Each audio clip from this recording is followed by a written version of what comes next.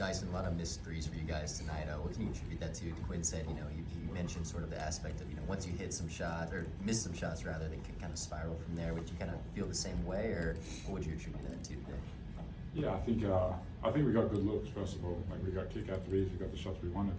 And one of those games, they didn't fall. And he said making is contagious. When you're on a streak and guys are making threes, that's contagious. You feed off the crowd's energy and stuff. And when you miss, that's contagious as well. So we just got to lock in.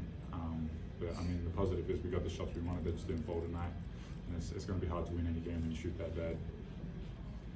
Coach said you didn't want to blame the weather or anything like that. Obviously, no shoot around today. I'm sure you wouldn't really want to blame it on anything like that either. But what are some of the challenges of not having what has really been a regular routine? A lot of stuff on the road, of course, the weather's kind of threw a wrench in a couple of things as well. Yeah, there's no challenges, to be honest. Like, we basketball players, we come in here, we get to warm up like usual, go through our routine before our game. Obviously we didn't get our shoot around, but we come in here, ready to play. And credit to Detroit, they're a physical team. They play hard, they play fast, and they jumped on us, from the start. And we gotta come ready to play and be better. Dyson, an off the court question. You had a family that came over from Australia, big fans, and they had hats that said the Great Barrier Thief. I know there's been other fans who've flown over to show their support. Does that do anything for you to see those people or know that they're there supporting you? And two-part question, did you have people in New Orleans come out to see you as much as they have so far this season? Yeah, I mean, to be honest, I didn't see them tonight, but that's love. They'll be here tomorrow too. They'll be here tomorrow? Okay. Yeah, I mean, it's special, showing love from Australia, and I've seen some signs, and obviously said hats tonight, and just flags and people in the stands, and showing love.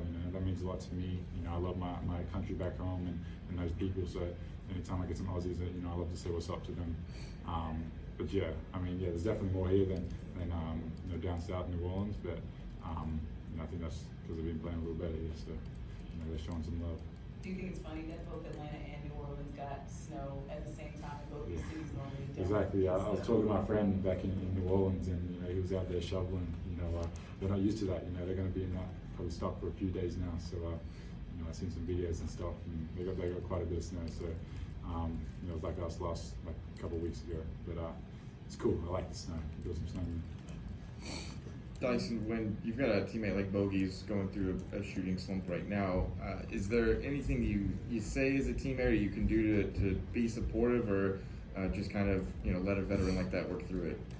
I mean, he's a vet, and he's one of the most confident guys. He knows how to shoot the ball. He preps. He puts in the work.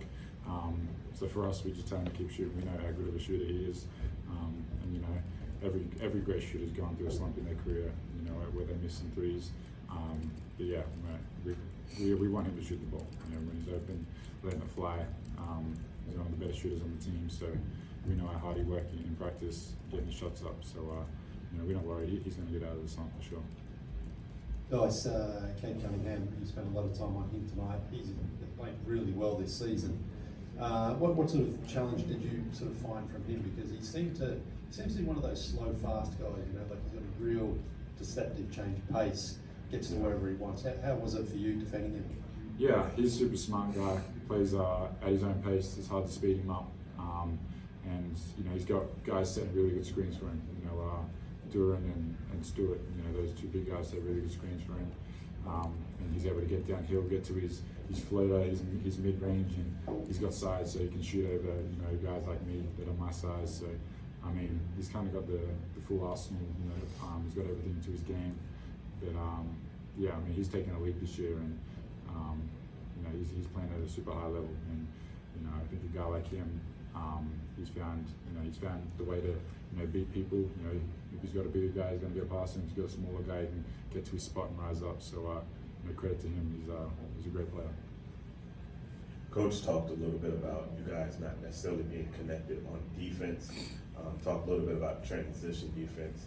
When that kind of breakdown happens, what is kind of the cause of it? Is it communication? Is it effort? What do you see from that standpoint? Yeah, it's a little bit of everything. A little bit of communication, a little bit of effort. We take shots, and it's easy to get back when you make shots. You miss shots, and they can run on you. And Detroit, I think they're the best fast break team in the league, so they're going to run. And tonight we knew they were going to run. We didn't get back. We were slow, we were sluggish, There are a lot of times there's 2-on-1, fast breaks for them. It's better when you're making shots, but we know that if the shot goes up, we have to send at least 2 people back to get back in defense. There were some reports that Quinn Snyder might end up as the Australian national head coach. If that ended up happening, how would you feel about having sort of the same coach here and there? Yeah, to be honest, I've been asked not to comment on it, so I'm gonna keep my mouth shut on that one. Thanks, Dyson. Thank you.